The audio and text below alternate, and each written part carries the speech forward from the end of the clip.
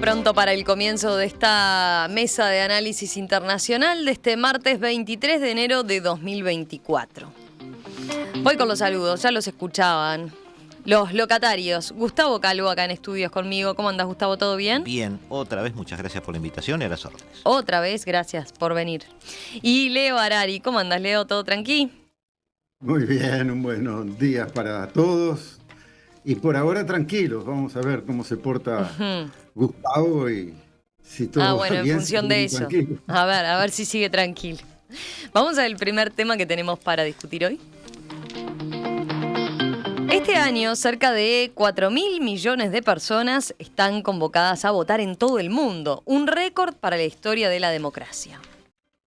Por ejemplo, a lo largo del 2024 habrá elecciones en Estados Unidos, Rusia, la Unión Europea, México, India, Irán y Uruguay, entre otros varios países.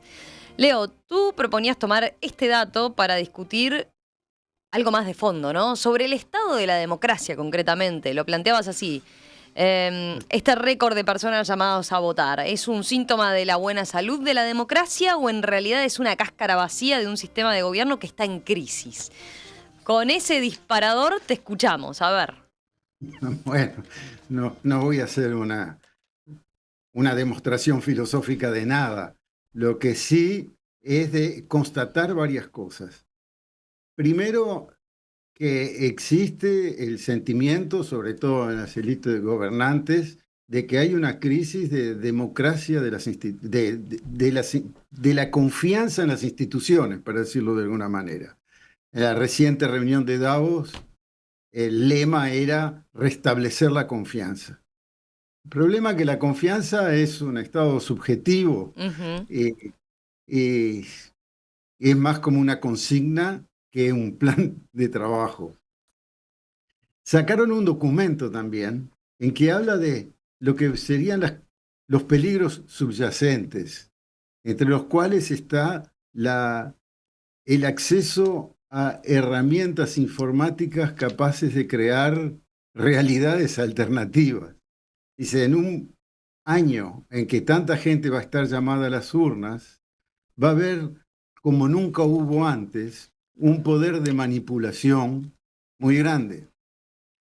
Y como creo que ya lo hemos dicho en otras tertulias, las posiciones políticas han ido deslizándose hacia lo que podríamos llamar opinión pública.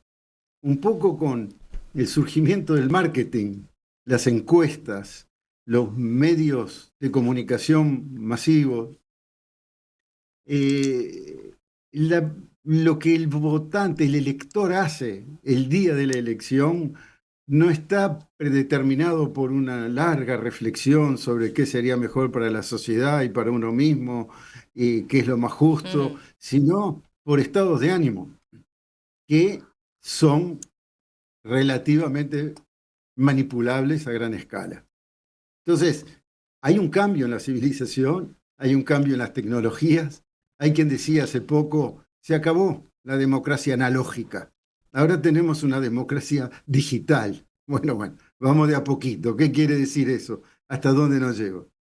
Entonces, a mí me parece un signo muy interesante de la globalización, el hecho que la mitad de la humanidad, en unos 66 países, tengan el derecho de ir a expresar de manera más o menos libre su deseo de un cambio o de una continuidad en el gobierno que tienen. No es pavada, porque no es solo la cantidad de países o la cantidad de gente, son países, no solo los que ya mencionaste, que son parte del poder real que hace funcionar las cosas en el mundo, pero otros que suenan menos, pero que son lo mismo importante, como Indonesia, por ejemplo, el cuarto país en población en el mundo y el primero en población musulmana. Por otro lado, cuando decimos va a haber elecciones en Europa, es el Parlamento Europeo. El Parlamento Europeo influye en un momento de subida de la desconfianza de las instituciones y de un viraje hacia la derecha.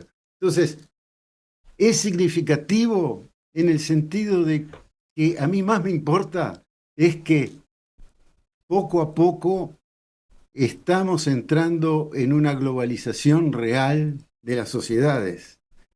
Muy de a poco, pero se globalizó el comercio, se globalizaron las grandes empresas, pero todavía no se globalizó el planeta, porque existen fronteras. Con el tema de la inmigración, que va a ser uno de los temas que vamos a hablar hoy también, se globalizaron los virus, que pasan de un lado del planeta al otro en 2 o 3 semanas. Y ahora nos encontramos también con que hay miles de millones de personas que van a tener derechos que serán más o menos amplios, pero que se plantearán qué es lo que quieren para su pedacito de territorio en el mismo momento. Existe con eso una constatación subjetiva de que estamos todos en el mismo barco, una especie de Titanic inexorable, y eso puede ayudar, en mi opinión, a pensar el mundo con un poquito más de grandeza y de libertad. Y dejo por ahí Bueno, tenemos como para arrancar tranqui, ¿no? A ver, Gustavo, acá. Sí, el tema democrático es un tema muy interesante porque en realidad yo lo pensaría o lo plantearía desde dos puntos de vista o desde dos preguntas fundamentales. Alguien dijo alguna vez que la democracia era un sistema malo, pero era el menos malo de los sistemas, o por lo menos hasta que no se descubriera algo mejor, era lo que había que abrazar. Hay que recordarle a los oyentes que democracias plenas en el mundo hay solo 21, hay 53 de las denominadas defectuosas. Entre ambas suman el 45% de los países, es decir, el sistema democrático no es un sistema mayoritario en el planeta. Creo que va creciendo en porcentaje, creo que va a seguir creciendo porque tiene algunas ventajas evidentes. Pero la primera pregunta que me haría es, si es un sistema malo, aunque sea el menos malo, bueno, ¿cuáles son sus defectos? Parte de ese clima de peligro que se ve, si no es justamente debido a ese tipo de defectos o falencias o problemas intrínsecos que tiene la democracia. Y la segunda pregunta que me haría, que la dejaría para después, es, atendiendo a los tiempos que se vienen, yo leí el informe que menciona Leo, que justamente me lo mandó él, sobre los riesgos que globalmente podemos ver en 2024, y no solo ahí, sino a 3 y a 10 años. Ese informe está bastante completo. Le recomendaría a los oyentes que lo buscaran, aunque todavía está solo en inglés. La democracia sería la segunda pregunta, es el instrumento adecuado para encarar este cambio de paradigma que se está dando a nivel social, económico, político, tecnológico.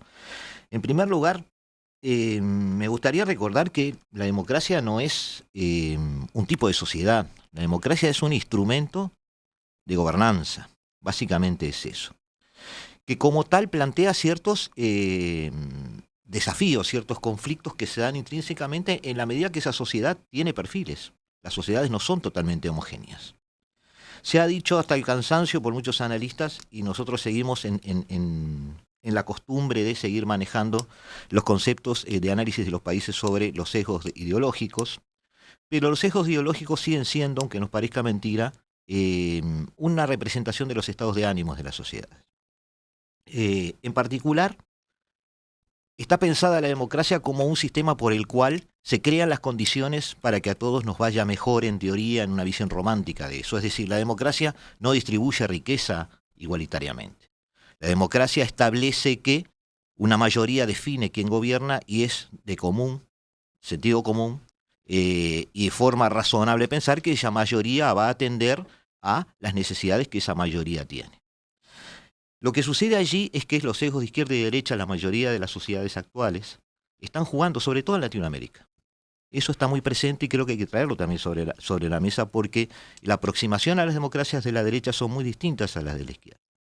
La de la izquierda es una tentación de olvidar el pasado, aferrarse al presente y diagramar un futuro. La derecha siempre está en una especie de visión nostálgica, lo cual la aleja del futuro muchas de esas veces.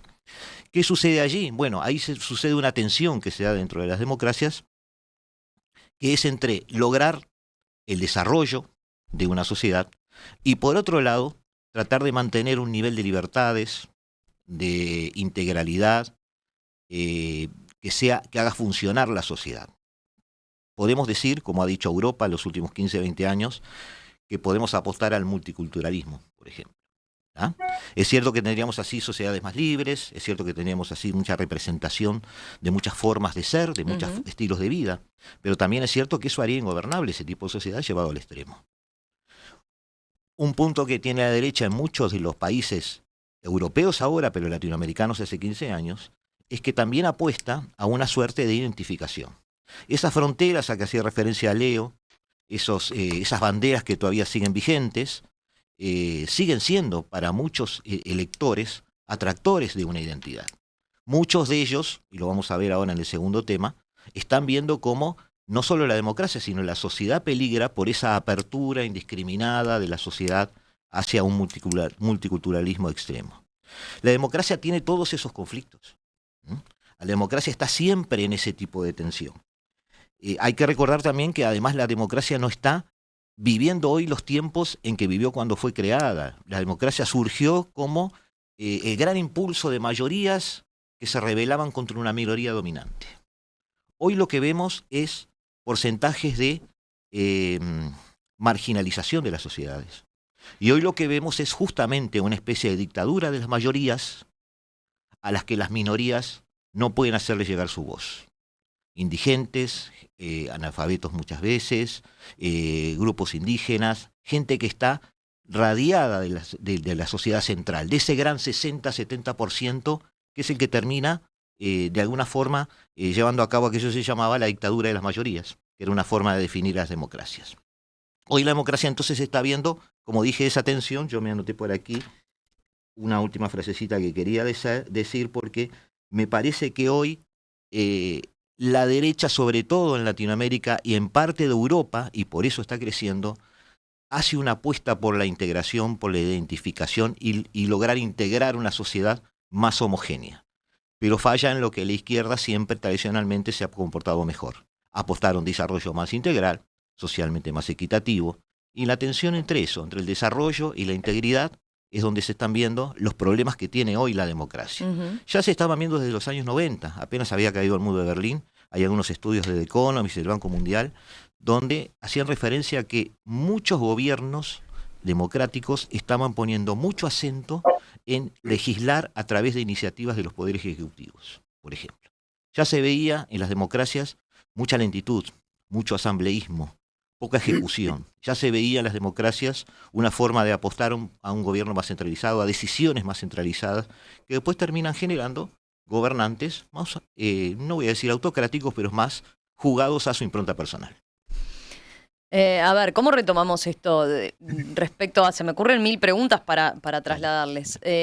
Por ejemplo, tomando y retomando la pregunta que tiraba Leo, ¿son optimistas o no respecto al futuro de la democracia? Citaban este documento de restablecer la confianza. ¿Es posible? ¿Hay margen para eso todavía? Mira, una linda. Nos transformamos en la mesa de filósofos, me parece. Bueno. Casi. Porque va muy lejos todo esto. Pero podemos ayudar a poner algunas precisiones para orientar los temas. La primera precisión es que haya un proceso electoral no significa que haya democracia. Es casi un símbolo, pero en la realidad no está reflejando el poder de las mayorías, que es lo que la democracia debería decir. Por otro lado, que Gustavo empezó a explicarlo, pero hay tantos temas juntos ahí. La democracia no es una forma de gobierno, es una forma de elegir las instituciones que te gobiernan, pero la forma de gobierno es más fácil entenderla si diferencias repúblicas y monarquías, como ese territorio cuya soberanía pertenece a una familia o a alguien elegido por Dios o por quien fuera, o ese mismo territorio bajo una soberanía del pueblo, de los que lo ocupan. La república quiere decir eso, la cosa pública. Entonces va un poco más allá que simplemente un sistema de elección. Pero porque Es muy difícil no irse del tema. Vos preguntás, ¿somos optimistas o no somos optimistas? Te voy a contar, o te voy a contestar con una respuesta de una tertulia de los viernes. A ver. La que estamos pasando de una a otra hoy. Creo que fue Juan Grompone hace 3 o 4 viernes que decía, la historia no se terminó. Antes era diferente y después de nosotros va a ser diferente también. Él decía, en 2 o 3 generaciones, todo esto que estamos discutiendo hoy es historia. Y puede ser que aparezcan cosas que funcionen, mejor o peor, para unos o para otros. El desafío está en que seamos capaces de organizarnos para resolver los problemas reales que se nos enfrentan, no los problemas ideológicos, sino los problemas reales. ¿Cuáles son los problemas reales? Los problemas reales son que tenemos una población de 8.000 millones de personas que están, en cierto sentido, administrando mal el territorio disponible. Pues nosotros tenemos países con demasiada gente y poca comida, tenemos países con demasiada riqueza y poca población, tenemos desequilibrios gigantescos que no estamos resolviendo bien. Entonces, en el momento de la historia en que vivimos, tenemos en nuestras manos herramientas extraordinarias para modificar lo que nos rodea y para resolver las cosas, pero no lo estamos administrando de una manera eficiente. La prueba está que una parte importante de los recursos están financiando guerras. Es espantoso si uno lo piensa tranquilamente. ¿Por qué están haciendo esas barbaridades cuando hay tantas cosas necesarias que podían hacerse pacíficamente? No estamos todavía a la altura intelectual o de pensamiento o de conciencia para resolver los problemas que nosotros mismos tenemos. Esa conversación la tuvieron mi homónimo, quiero opinar mi perro hoy, pero no le vamos a dar tiempo, Yuval Harari con el Pepe Mujica, cuando se encontraron, en la que estaban hablando el mismo tema que estamos hablando ahora, y el Harari le dijo, probablemente nuestra civilización no está a la altura para responder a sus desafíos. Entonces, ¿somos optimistas o no? Yo te digo, somos optimistas, porque no hay otra salida. O vamos a encontrar las soluciones o vamos a desaparecer. Entonces, el esfuerzo para encontrar soluciones va a ser más grande. El nivel de conciencia de hoy es el que se decía en Davos. No hay suficiente confianza. Ahora yo digo, ojo, hay que desconfiar de la confianza. La confianza es lo que quiere el estafador cuando te quiere vender algo que no sirve. Te pide confianza. No, créeme, te juro, anda fenómeno. Esto es sensacional. Dale arriba. No hay que confiar en la confianza, hay que confiar en los hechos, en la capacidad de hacer las cosas. Y ahí termino diciendo, la verdadera democracia es una población con madurez suficiente para poder decidir por su propio destino. Y eso está en camino a nivel global, en mi opinión, no con suficiente velocidad, pero la historia nos muestra también que los tiempos no son homogéneos. Hay momentos donde se producen cambios muy rápidos y muy profundos. Yo estoy esperando, activamente.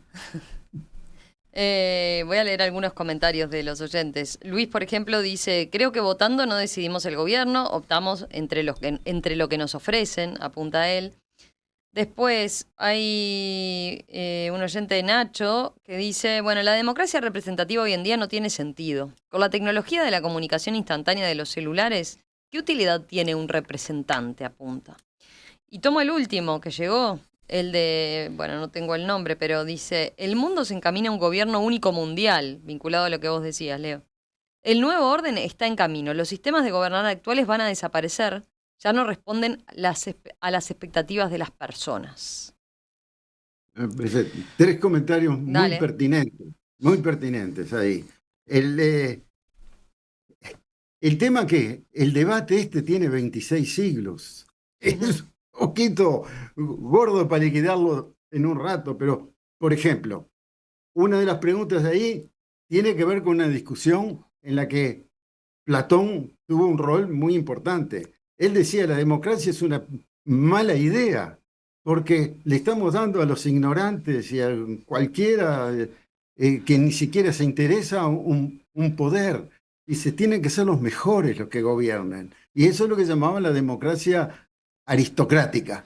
Eso responde un poquito, Leo, al voto por WhatsApp, ¿no?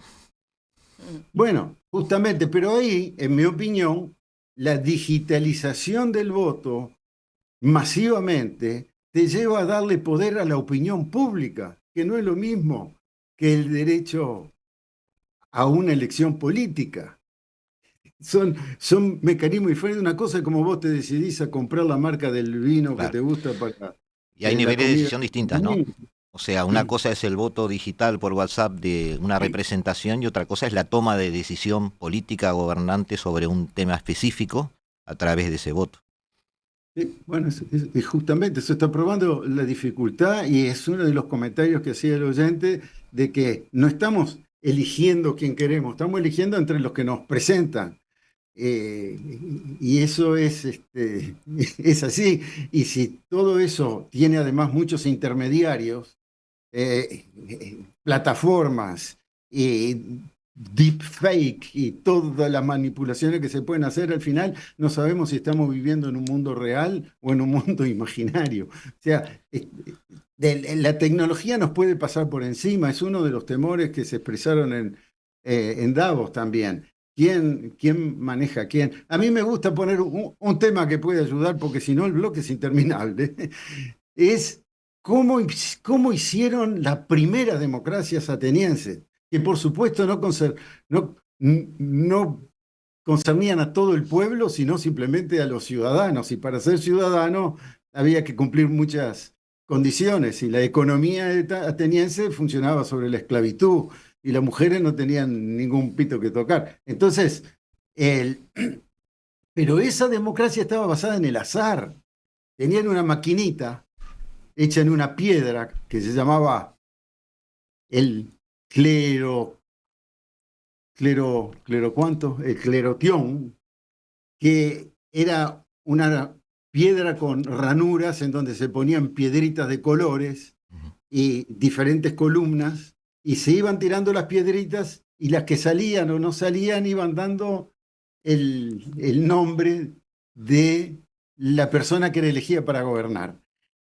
Y tenía conceptos que todavía hoy no hemos logrado aplicar bien. Sí, si me permitís, Leo, seguimos, después de bastantes siglos, también con unas soluciones que tienen mucho de azar, ¿no? Es decir, Bueno, sí, pero perdóname, déjame terminarla sí. esta, porque Dale, tranquilo, porque yo quería redondear con la ellos pregunta. decían, solo se puede gobernar una vez. No hay ningún presupuesto para ser gobernante, alcanza con ser ciudadano de Atenas. Y no se es responsable cuando se gobierna. Simplemente gobierna. ¿Por qué? Porque el azar decidió que gobernara porque es un derecho de todos los ciudadanos. Eso tiene un montón de ventajas que hemos perdido. Una es que el tipo que es elegido, que puede ser cualquiera, no necesariamente representa a nadie. Entonces, tampoco tiene presiones particulares, no es el partido o la iglesia o su grupo. Segundo, sabe que no va a volver a gobernar. Entonces tampoco tiene muchas cosas para sacar como ventajas. Y es impune. Cualquier decisión que tome no tiene ninguna consecuencia con él, entonces se siente perfectamente libre de decir lo que quiere. Sí se puede asesorar por especialistas, y el técnico que no lo asesora bien puede ser hasta pasible de la pena de muerte. Habían pensado en todos los griegos en ese sentido, las ventajas y los inconvenientes. Ahí yo dejo con una idea. A mí me parece una muy buena idea elegir al azar por lo menos una parte del Parlamento. Si yo pudiera intervenir en esto, propondría que por lo menos un tercio del Parlamento se eligiera entre los ciudadanos jóvenes, por dos razones. Uno, porque ya desde la escuela sabés que te puede tocar, o que es al azar. Entonces te vas a interesar un poquito más en los temas de la ciudad. Y dos, porque siendo jóvenes van a sufrir las consecuencias de sus malas decisiones si les toca gobernar. Entonces, el, el azar también puede tener sus ventajas. Gustavo. Sí, yo haría dos preguntas y matizaría un poco lo que dice Leo, si él me permite, porque en realidad yo sostengo que seguimos eligiendo al azar. Los candidatos que nos presentan no sabemos si son lo que son, no sabemos si van a gobernar como dicen que van a gobernar, y el azar sigue estando presente. Pongo un ejemplo que no es ni para bien ni para mal, pero que se entienda. Nadie imaginó 5 minutos antes de elegir a Bukele que él iba a llevar este tipo de gobierno, ni siquiera aquellos que formaban su propio partido político. No me importa si está bien, mal o regular, pero estamos eligiendo lo mismo, bueno, lo mismo en muchos sentidos dicen que le pasa a Biden, ¿no? Yo también lo he dicho. Ahora, yendo a tu pregunta, Romina, yo le dividiría en dos. ¿La democracia es el problema? Porque si el tema es que la gente es elegible, y eso es un problema porque el gobierno de alguna manera tiene una serie de efectos, corrupción, invisibilidad de minorías, no atención a marginados, también tenemos democracias que han sido muy exitosas. ¿La ideología es el problema? Bueno, yo mencioné recién algunos sesgos ideológicos que a veces crean esas tensiones dentro de las democracias, pero el otro día estábamos hablando con un amigo sobre la evolución de las ideologías dentro de Latinoamérica y me traía el caso de Lula. El gobierno siguiente al de Lula, que fue el de Dilma, es del mismo sesgo político, del mismo partido político, y si el de Lula, el primer gobierno de Lula, que yo considero fue exitoso, corresponde al mismo sesgo político, como digo, el de Dilma fue un desastre. Entonces, el problema quizás tampoco es la ideología. El problema es, más allá de la democracia, más allá de la forma de elegir, me parece que va, como decía un poco Leo, o quiso decir, me parece a mí, en el sesgo de los hombres que deciden. Es decir, si hay hombres preocupados o no por lo que está sucediendo. Entonces ahí viene la segunda pregunta, ¿la democracia entonces es la solución? Bueno, volviendo a Platón, yo también pensaba volver un poco a Platón. Le agradezco a Leo que haya pasado por ahí. Eh, me parece que desde un punto de vista razonable, racional y razonable, que no es lo mismo, pretender que la gente que está habitando un país tome parte en las decisiones de quienes gobiernan ese país y apostar a que esos gobernantes son elegidos con buen criterio, aunque sigo insistiendo que hay algo de azar aún hoy, me parece que es un camino que alivia tensiones, que disminuye conflictos y que la gente de alguna manera, para bien o para mal, o parte de ella, se ve representada en un gobierno que después veremos si le va bien o le va mal. Es decir, eso está muy lejos de 1789 y que coman pasteles. Es decir, me parece que hay una gran evolución en la comprensión del ciudadano de qué se trata el gobierno, de involucrarse de alguna manera. Y después, Romina, depende, no importa la pregunta que hagas, de lo que depende todo en este planeta, de la condición humana y de la lucidez de los que estén allí. A ver, Leo quería agregar algo. ¿Qué ibas a decir, Leo? ¿Hay alguna manera de aterrizar este tema hoy? No, no va a lo va a ir aterrizando la historia de a poquito. La palabra democracia mismo ha evolucionado, como venimos de mencionar, todo desde lo que fue su concepción Ujú. a su manera de practicar. Y hay otras formas de gobernar que no son tan absurdas. Fíjate, por ejemplo, la meritocracia, lo que practican los chinos, que le viene durando miles de años. El Confucio es uno más o menos contemporáneo a los creadores de la idea de democracia en Grecia. Y él la basa en la meritocracia, en la virtud de los gobernantes de hacer que sus gobernados estén satisfechos de su trabajo. Entonces, crea otra dinámica social diferente. Yo no sé hacia dónde vamos. Así lo que creo es que subyacente a este tema, abajo de este tema, está el tema del poder y el tema de la libertad. El poder es fundamental. Vos no lo transmitís nada más que con el voto una vez cada 5 años. Ese poder es un poder factual, real, anclado en la capacidad de mover la economía y los recursos. Yo creo que lo que hay que, si hubiera que poner la atención en algo, está en repartir el poder hacia abajo. Eso es una forma de empezar a hacer justicia.